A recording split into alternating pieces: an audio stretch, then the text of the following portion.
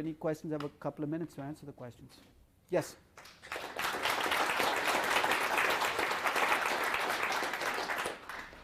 I was wondering, you had these graphs with distributions on what your valuations are.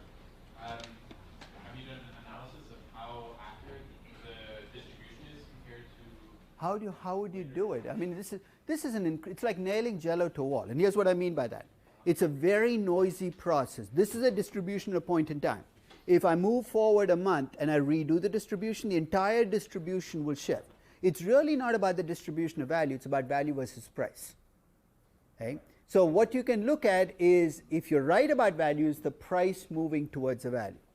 Okay? In the case of Apple, it turned out that it did, but I won't take, it's a sample of one.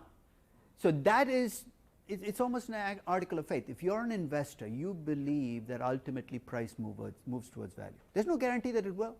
So if you do your job, you collect the information, you make your best judgment, you estimate a value in a distribution, and you decide based on it to buy something, what you're checking to see is not whether the value gets delivered, but whether the price moves towards a value. And I believe it does, and that's why I stick with it. But no, it's a fact-based process. If it doesn't work, you need to let it go. Yeah. Yes? Was it ever proven that price moves towards the value?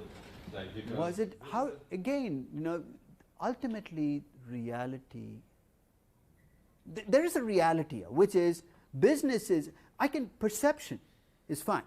If you're valuing a Picasso or pricing a Picasso, it's all perception, right? If tomorrow we all woke up and said the guy can't paint, he's got nose in the wrong place. Right?